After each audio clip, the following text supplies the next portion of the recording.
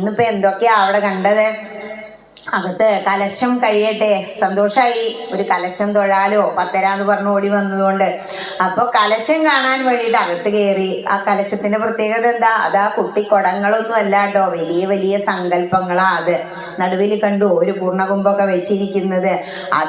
അതിനുള്ളിൽ ആദ്യമായിട്ട് എന്താ ഉരുളിന്ന് എടുത്തു കൊണ്ടുപോയിട്ട് ഭഗവാൻ അഭിഷേകം ചെയ്ത് എല്ലാവർക്കും അങ്ങോട്ട് ശരിക്കും കാണാൻ പറ്റിയില്ല. ശരിക്കും അകത്തേക്ക് അങ്ങോട്ട് കടക്കുന്നത് മുതൽ രണ്ട് സൈഡിൽ നിന്നാ കുറച്ചും കൂടി ആൾക്കാർക്ക് നേരിട്ട് കാണായിരുന്നു എന്ന് തോന്നി.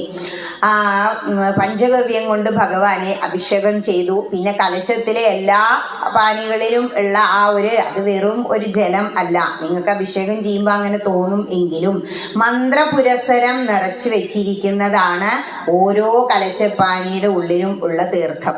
ആ തീർത്ഥം കൊണ്ട് മന്ത്രപുരസരം നിറച്ച പൂജാതി കർമ്മങ്ങൾ കഴിഞ്ഞ് ആ തീർത്ഥം കൊണ്ട് ഭഗവാൻ അങ്ങോട്ട് അഭിഷേകം ചെയ്യുമ്പോൾ എന്തെങ്കിലും ചൈതന്യലോപം വന്നിട്ടുണ്ടെങ്കിൽ അതെങ്ങനെയാ വരിക? അപ്പൊ നമുക്ക് ഇന്ന് കേട്ട കാര്യം നാളെ നല്ല ബോധാ. ടീച്ചർ ഇങ്ങനെയൊക്കെ പറഞ്ഞു ചെയ്യണം, നേരത്തെ എഴുന്നേൽക്കും, ഏതെങ്കിലും ഒരു ഗ്രന്ഥം എടുത്ത് വായിക്കും, ഒക്കെ ചെയ്യും. പക്ഷെ ഒരാഴ്ച, ഒരു മാസം, 2 മാസം കഴിയുമ്പോൾ അതിന്റെ ശക്തി കുറയും.